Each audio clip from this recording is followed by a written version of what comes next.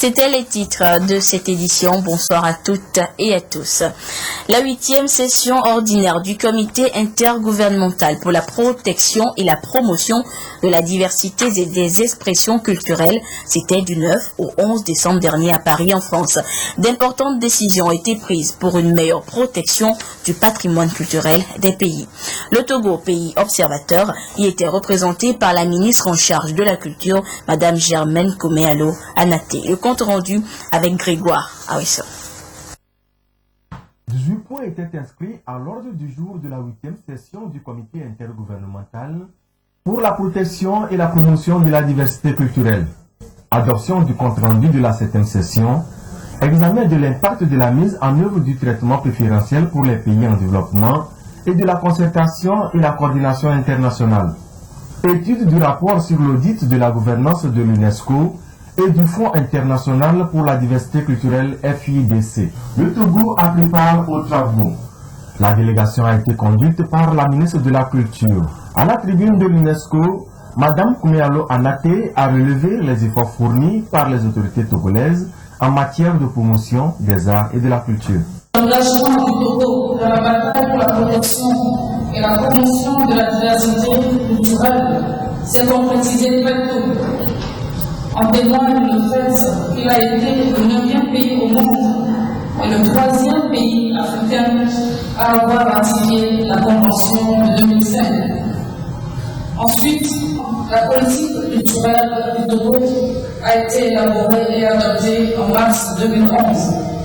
Un plan stratégique national et décennal de cette politique, financé également par le Fonds international de la diversité culturelle, a été élaboré pour traduire la politique culturelle dans les faits. Concernant le financement de la culture, le fonds d'aide à la culture mis en place par l'État togolais est rendu opérationnel depuis 2013 et ce fonds octroie des subventions aux filières de la création, de la promotion et de la diffusion culturelle. Le comité s'est aussi intéressé aux initiatives susceptibles d'accroître la visibilité de la Convention et aux stratégies de levée de fonds. En 2014, 172 projets ont été soumis au fonds, mais le FIDC éprouvant des difficultés financières, seulement 7 ont été retenus pour financement. En 2010 et 2011, le Togo avait bénéficié de ce fonds. Au cours de la session, le numérique comme levier de promotion du secteur culturel a retenu l'attention du comité qui célébrera en 2015 le 10e anniversaire de la Convention de 2005. Cet anniversaire coïncidera avec les 70 ans d'existence de l'UNESCO, occasion pour la directrice générale de demander aux États membres de redoubler d'efforts en vue de s'adapter aux enjeux de la promotion de la diversité culturelle. Concernant le Togo, la ministre Koméalo Anaté a son agenda bien ficelé. Le Togo, dans le cadre de ce 10e anniversaire, a toute une série d'activités que le ministère chargé des arts et de la culture va initier, notamment des mini-festivals à travers tout le pays pour mettre en valeur la diversité culturelle, des expressions culturelles par région. Et cela va déboucher sur une grande biennale des arts et de la culture, un grand événement, une plateforme qui sera internationale où toutes les expressions artistiques et culturelles viendront se produire, se représenter. À l'issue de ces travaux, le comité a élu le bureau de la 9e session qui se tiendra du 14 au 16 décembre 2015 au siège de l'UNESCO à Paris. Et je vous le disais également au titre, le Forum des jeunes entrepreneurs édition 2 a démarré ce samedi. 2 jours pour accompagner les jeunes inventeurs et entrepreneurs togolais pour leur offrir un soubassement, une motivation et surtout une tribune pour valoriser leur savoir-faire entrepreneurial. Esther Laclé pour des précisions. Voici quelques œuvres de jeunes entrepreneurs exposées au cours de la 2e édition du Forum des jeunes entrepreneurs du Togo. À Lomé, 4 candidats sont en compétition. Mais en attendant qu'ils défendent leur projet, l'innovation dans le domaine d'éthique a marqué les échanges de cette première journée. Lomé, cette année, contrairement à l'année dernière, la thématique c'est vraiment les nouvelles technologies. Comment est-ce qu'on peut utiliser et se servir des outils de les nouvelles technologies pour créer des entreprises ici au Togo? Cette année, L'équipe du Forum des jeunes entrepreneurs a sillonné tout le Togo pour repérer, orienter et assister les jeunes qui ont compris le bien fondé de l'auto-emploi. La rencontre est soutenue par le ministère des Télécommunications et de l'économie numérique et celui du développement à la base et de l'emploi des jeunes. Le plus important, c'est de faire comprendre aux jeunes que les opportunités de création d'emploi, on peut les avoir dans tous les domaines, domaines de la vie. Et que ce que nous faisons au niveau de ce forum, c'est de donner des outils aux jeunes, de pouvoir observer leur environnement, et de savoir qu'il y a des réponses à apporter et que ce qu'on donne aux jeunes, c'est les outils justement pour détecter ces besoins et des outils pour pouvoir apporter, innover, donner des réponses qu'il faut. Le Forum des jeunes entrepreneurs connaîtra son épilogue ce dimanche au Centre togolais des expositions et foires de Lomé avec la présentation des 12 projets sélectionnés et la récompense des meilleurs dans les domaines de l'artisanat, de l'agriculture, du commerce et d'éthique. Et l'auto-emploi de la jeunesse togolaise par le truchement de l'entrepreneuriat est une formule adoptée par tous. Les responsables de l'ONG Eden Service forment eux aussi des primo-demandeurs d'emploi à l'entrepreneuriat et à la création d'entreprises. Nous y reviendrons plus en détail dans le courant de cette édition. Les étudiants de la faculté des sciences économiques et de gestion de l'université de Kara ont de leur côté reçu la visite du représentant résident du FMI, Fonds monétaire international au Togo. Werner Keller y a animé une conférence sur comment maintenir le cap des perspectives économiques en Afrique subsaharienne. Nestor Mozo depuis Kara. L'une des activités au programme de la journée porte ouverte sur la faculté des sciences économiques et de gestion de l'université de Kara est cette rencontre. Il s'agit d'une conférence animée par le représentant résident du FMI, Fonds monétaire international au Togo. La conférence a porté sur l'avenir de l'Afrique subsaharienne.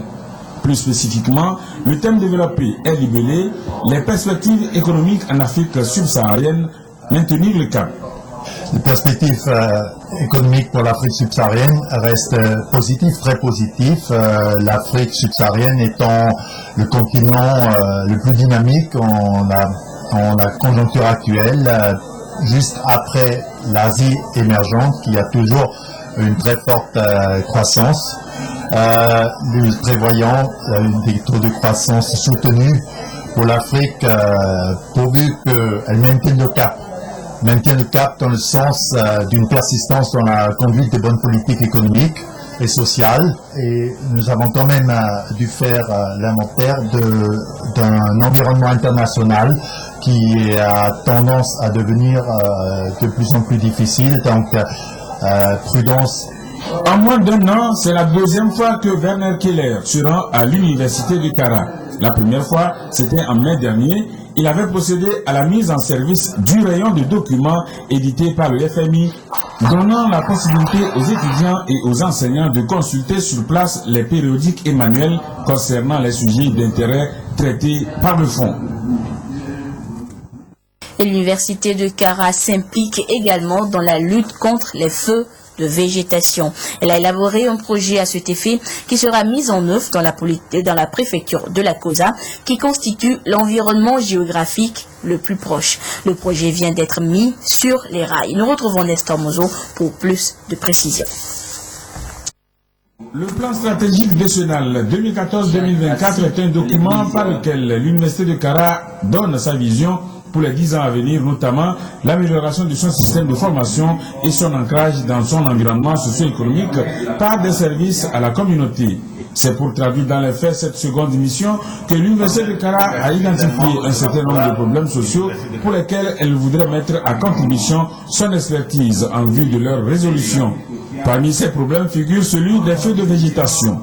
Lucas se propose ainsi de se lancer aux côtés des autres acteurs dans la lutte contre ces feux de végétation qui constituent de nos jours une sérieuse menace pour la vie sous toutes ses formes. Il va s'agir cette année d'initier un projet pilote expérimental de proximité.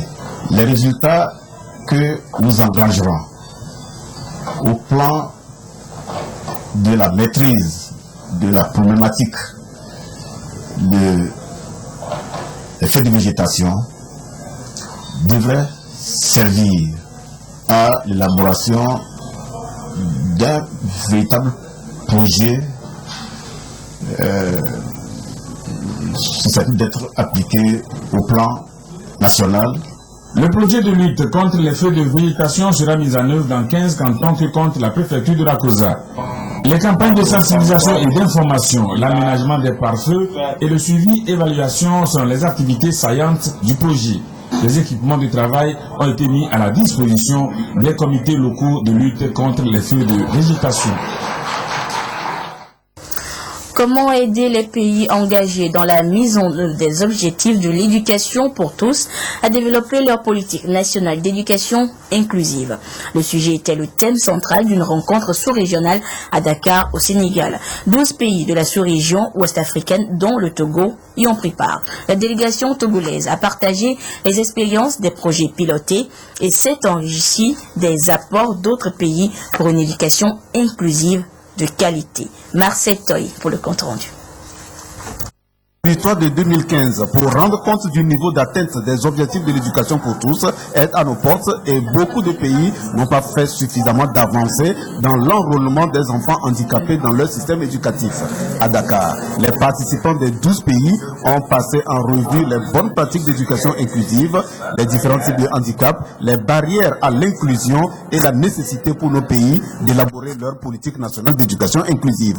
Ces enfants handicapés qui ont des besoins d'éducation spéciaux ou des besoins spéciaux d'éducation, souvent dans la mise en œuvre des programmes sont un peu laissés pour compte. Nous allons réinvestir les acquis de cette formation pour accompagner l'État dans la mise en œuvre de cette politique en matière d'éducation pour tous. Les facilitatrices ont fait la lumière sur les textes et lois relatifs au droit à l'éducation des personnes handicapées, les différentes perceptions du handicap et le problème de l'accessibilité. Cette rencontre est organisée par le bureau régional de plan basé à Dakar. Il ressort de cet atelier que l'éducation inclusive est une préoccupation de nos États. Et la présentation pays a permis à la délégation togolaise de présenter les bonnes pratiques d'éducation inclusive dans la commune de Dapaon et dans la région de la Kara.